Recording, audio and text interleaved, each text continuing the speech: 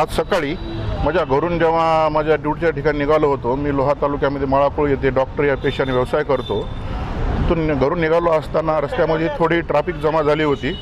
Traffic जमा झाली असताना एक इसम माझ्या समोर आला. इसम समोर येऊन माझ्यावर त्यानं दमदाटी केली. हे गाडी लवकर काढ इथून, इथं किती वेळ थांबणार आहेस तू, तुला बघायची का, लवकर जा इथून. आणि तो असं बोलत बोलत डायरेक्ट माझ्या अंगावर हाणमारी करायला आला. माझ्या गाडीवर चढला. त्यांनी मला 2-4 हातपायी पण केलेली आहे. आता त्यासाठी मी रस्त्यातून येत असताना इथं तो माझ्या गाडीवर चढलेला होता आणि वरून मला मारहाण करत होता.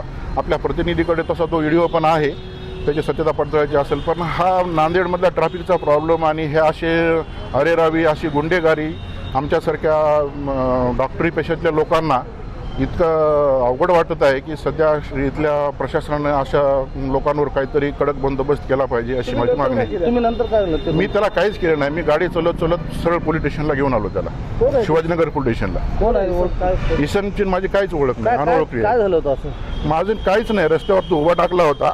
उभा टाकल्यानंतर मी फक्त हॉर्न दाबलं होतं गाडीचं. हॉर्न कसं काय दाबला म्हणून तो माझ्या अंगावर आला आणि मला हाणामारी करायला लागला.